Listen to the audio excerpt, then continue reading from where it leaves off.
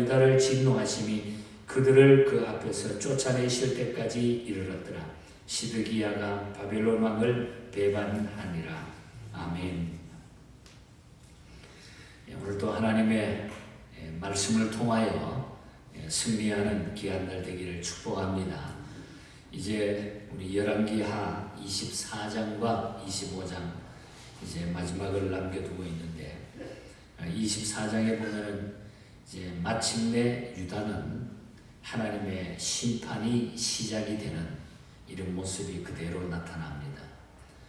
유다는 바벨론의 1차, 2차 공격을 받아가지고 멸망의 길에 결국 들어서게 됩니다. 이거는 하나님이 이미 유다가 심판받게 된다고 하는 그 약속의 말씀이 그대로 이루어져 가고 있는 것입니다. 여호야김, 원래 엘리야김이죠. 이 여호야김 이후에 왕이 된 여호야긴을 포로로 잡아간 바벨론은 또 여호야긴의 숙부 마띠야, 이 마따니야를 이름을 바꿔가지고 시드기야라고 만들어가지고 다시 유다 왕으로 임명하는 부분들이 마지막에 나타나기도 합니다. 그래서 유다의 마지막 그 왕들에 대한 이야기가 마지막 부분에 나타나면서 대부분의 왕들이 보면은 마지막에 나타나는 왕들은 다 악을 행하였더라, 악을 행하였더라, 악을 행하였더라 이렇게 말하고 있습니다. 특별히 유다의 마지막 네 왕들이라고 하면은 우리가 어제 아침부터 봤던 열왕기하 24장 그리고 마지막 25장에 나오는 여호아하스 17대 그리고 여호야긴 18대 그리고 여호야긴 19대 그리고 시드기야 20대. 그러니까 시드기야는 내일 아침에 가면은 비참하게 눈이 뽑혀가지고 포로로가 잡혀가면서 죽게 되는 끔찍한 사건이 나타나죠. 이 네 사람 모두는 유다 멸망의 가속화를 가져온 그런 왕들입니다. 하나님의 심판은 하나님의 자비와 오래 참으심으로 여태까지 유예되어 있었지만은 그들이 돌이키지 않으므로 결국은 유다의 심판이 임하게 되고 이 마지막 여기에서 중단이 되어버리고 결국은 포로로 잡혀가는 이런 역사가 나타나고 있습니다. 이것은 오늘 살아있는 오늘 이 시대에 우리들에게 매우 중요한 그런 교훈을 주고 있다는 사실입니다. 자, 그러면은 우리가 구체적으로 이 심판의 원인이 무엇일까? 이 심판의 원인. 왜 하나님은 그렇게 심판하셨을까? 심판의 원인을 우리가 보면은 심판의 근본 원인은 그들 모두가 살아계신 하나님의 율법을 버렸다고 하는 점입니다. 말씀을 버렸다는 점입니다. 살아계신 하나님의 율법의 말씀은 그들 조상의 최고의 모범이었는데 이 네 왕들은 선지자들의 경계와 권고를 듣지 않고 스스로 탐욕의 길을 따라가게 됩니다. 하나님의 말씀을 버리고 탐욕의 길을 따라갔다는 거죠. 그들은 백성들의 선한 목자가 되기는커녕 백성을 점점점 더 깊은 타락으로 인도한 왕들이라는 거죠. 그들의 가장 큰 죄는 바로 우상 숭배였다는 것입니다. 요아스 같은 경우는 그의 아버지 요아스가 33년 동안 기도하면서 개혁하며 하나님의 사랑을 회복한 모든 일들을 불과 3개월 만에 우상 숭배로 다 깨뜨려 버렸습니다. 3개월 만에 33년 쌓은 공적을 3개월 만에 다 망가뜨려 버렸다고 하는 것이 23장 31절에 나타나죠. 그 다음에는 무죄한 자들의 피를 흘리게 한 일입니다. 오늘 본문 4절에 보면 무죄한 자들의 피를 흘리게 한 여기에 무죄한 자들이라고 하는 것은 하나님의 뜻을 수행하려고 한 사람들을 말하고 있는 것입니다. 하나님은 하나님을 사랑하는 자들이 흘리는 순교의 피에 대해서 반드시 심판하시고 갚으시는 분이라는 거죠. 하나님의 종들이 피 흘리고 순교한 거기에 대한 대가를 하나님은 반드시 치르게 하신다는 것. 그러므로 무죄한 자들의 피를 흘리는 죄는 하나님을 격분케 하는 커다란 죄악이 되어서 심판의 원인이 되었다는 것. 오늘도 마찬가지입니다. 하나님의 종들이 혹은 선교지에게서 당하고 있지만 그것이 아무것도 아닌 것 같지만 그 위에 그 뒤에 이루어지는 일들을 보면 하나님의 무서운 심판들이 나타나고 있는 것을 보게 됩니다. 그러므로 우리는 하나님보다 더 사랑하는 우상 숭배에서 돌아서야만이 심판을 면할 수가 있다는 것입니다. 바로 심판의 원인은 우상 숭배, 하나님의 말씀을 떠난 죄였다는 것. 그리고 하나님께서는 이 심판을 내리시는데 사용하신 심판의 도구가 있었는데, 그 심판의 도구를 보면은 하나님이 사용한 심판의 도구는 바벨론의 느부갓네살 왕을 심판의 도구로 사용했다는 것입니다. 느부갓네살은 구약 성경에 역사와 예언에 있어서 중대한 영향을 끼쳤던 인물이 바로 이 느부갓네살입니다. 그의 세력은 대단했습니다. 당시에 대단했고 주변의 왕들에게는 큰 공포의 대상이 바로 느부갓네살이었습니다. 그는 바벨론 주위의 모든 나라를 다 점령했어요. 유다마저 속국으로 만들어 섬기게 했습니다. 여호야김은 바벨론을 3년 동안 그래서 섬기는 거예요. 식민지로 섬기는 거죠. 그것은 바로 역사적으로 보면 BC 605년에 바벨론이 갈그미스 전투에서 애굽을 누르고 승리했기 때문에, 강대국인 애굽을 눌러버리고 바벨론이 최고의 나라로 우뚝 서니까 그 주변에 있는 모든 나라는 거기에 다 굴복할 수밖에 없었다고 하는 것입니다. 하지만 원래 친애굽 정책을 썼던 이 여호야김은 느부갓네살이 잠시 바벨론으로 돌아간 틈을 타가지고 애굽의 도움을 기대하면서 애굽 왕을 믿고 바벨론을 섬기지 않았습니다. 그래서 바벨론에게 더 큰 낭패를 당하게 된 거죠. 여기 붙었다 저기 붙었다 이렇게 하다가 누가 센가, 누가 더 힘이 있는가, 항상 그러다가 보면 망하게 되는 거예요. 요즘 우리 대한민국을 보면은 그 모습이 보여요. 중국에 붙을까 미국에 붙을까.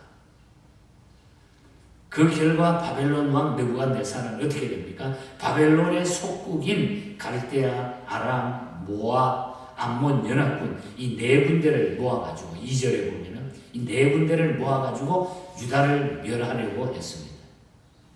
이 네 나라들이 군대를 보낸 것은 물론 바벨론 왕이 보낸 것 같지만 사실은 하나님이 보내신 것이라 3절에 보면은 결국은 이 하나님이 심판하시기 위해서 바벨론 왕 느부갓네살 밑에 있는 모든 것을 도구로 사용했다는 거죠. 이 사건에서 주는 두 가지 교훈이 있습니다. 하나는 하나님을 의지하지 않고 사람을 의지하는 자들은 결국 사방에서 어려움을 당하게 된다는 거예요. 만일에 그들이 애굽을 의지하듯이 하나님을 의지했다고 하면은, 바로 하나님을 섬겼다고 하면 이 심판 받지 아니고 구원 받았을 거예요. 그리고 다른 하나는 느부갓네살이나 갈대아나 아람이나 모압이나 암몬 등은 자기도 모르는 사이에 하나님의 목적을 위해 가지고 일하는 자들이 됐다. 잘못된 자들도 하나님의 목적을 위해서 일하는 자들이 됐다는 거예요. 이 세상 모든 것은 여러분 하나님의 도구로 사용될 수 있다는 거예요. 그러므로 중요한 것은 우리는 하나님의 선한 도구에 힘쓰는 성도가 되어야 된다. 악한 도구로 사용될 것인가? 우리는 하나님의 선한 도구로 사용될 것인가? 그래서 하나님은 심판하실 때 그 어떤 것도 하나님 마음대로 다 움직여서 심판의 도구로, 역사의 도구로 하나님은 만들어 가신다. 우리는 과연 하나님의 손에 어떤 모습으로 사용돼야 될까? 그 결론은 우리 스스로가 우리 자신에게 결단을 내려야 된다는 것입니다. 그리고 마지막으로 보면 심판의 결과입니다. 어떤 결과가 나타나나요? 느부갓네살의 침공으로 유다는 이제 마지막 종말을 맞이합니다. 바벨론의 반기를 들었던 여호야김은 쇠사슬에 결박된 채 포로로 끌려갔고, 그 아들 여호야긴이 19대 왕이 됐지만은 3개월 만에 폐위가 됩니다. 그리고 바로 시드기야가 왕이 됩니다. 17절에 보면 마띠아인데 원래 이름을 개명해가지고 시드기야로 이름을 바꾸어가지고 마지막 왕으로 바벨론이 세우게 되죠. 하지만 바벨론의 2차 침공으로 말미암아 귀족들 대부분이 포로가 되어서 바벨론에 끌려가고 유다는 폐허가 되다시피 되어버립니다. 16절에 보면.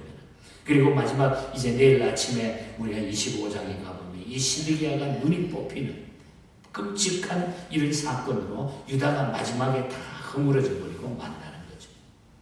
죄의 결과가 얼마나 비참한가 봅니다. 심판의 결과, 죄의 결과가 얼마나 비참한가. 우리도 회개하지 않으면 재림 때에 이것보다 더 괴로움을 우리가 당하게 된다. 하나님 앞에 회개하지 않고 고집 피우고 하나님을 떠나고 우상 숭배의 자리에서 벗어나지 않는다고 하면은 우리는 더 이거보다 더한 괴로움이 우리가 하나님 앞에서 서게 된다고 하는 것이죠. 여호아하스, 여호야김, 여호야긴, 시드기야 17, 18, 19, 20대 이 네 왕들이 유다의 멸망을 가속화시킨 왕이 된다. 오늘 우리는 하나님 앞에 살아가면서 하나님의 진노를 가속화시키는, 하나님의 심판을 가속화시키는 이런 도구로 우리가 사용돼서는 안 된다. 그래서 우리는 하나님 앞에 철저하게 하나님의 백성으로 말씀 붙들고 살아가. 어려울 때일수록 그 말씀을 더 의지해야 돼. 힘들 때일수록, 약할 때일수록, 넘어질 때일수록 더 우리는 하나님을 의지하고 말씀을 붙들고 설 때에 하나님은 일어서게 만드시고 나가게 만드시고 승리하게 만들어 주실 줄 믿습니다. 이 역사를 통해서 주시는 이 교훈이 오늘 현실을 살아가는 우리에게 과연 무엇을 주고 계시는가? 오늘 아침 기도하시면서 이 깊은 뜻을 우리가 스스로 가슴에 새기면서 남은 우리의 생에 늘 하나님이 함께 하시는 말씀의 역사의 승리가 있기를 주님 이름으로 간절히 축복합니다. 하나님 아버지 감사합니다. 하나님 앞에 하나님의 백성들이 말씀을 버리고 우상 숭배했을 때 무서운 하나님의 심판이 나타나는 그 과정들을 또 그 역사들을 저희들이 살피면서 이것이 남의 얘기가 아니라 곧 오늘 이 현실을 살아가는 우리들에게 주시는 귀한 말씀인 것을 믿고 하나님의 말씀 붙들고 하나님의 백성답게 끝까지 승리하는 저희들이 되게 하여 주시옵소서. 어떤 환경 가운데서도 하나님이 함께 하신다고 하는 바라기는 저희들이 하나님의 이 역사에 선한 도구로 사용되는 하나님의 사람들로 승리케 하여 주시옵소서. 오늘 하루도 우리 성도들의 모든 삶 가운데 함께 해주시고 가정에 직장에 우리 모든 자녀들에게 주의 은혜가 넘치게 하시고 또한 여러 가지 어려운 환경을 두고 하나님 앞에 해결하기 위하여 기도하는 사랑하는 성도들의 모든 기도 제목을 이 아침도 꼭 기억하여 주시옵소서. 거룩하신 예수님 이름으로 기도하옵나이다. 아멘. 하늘에 계신 우리 아버지여, 이름이 거룩히 여김을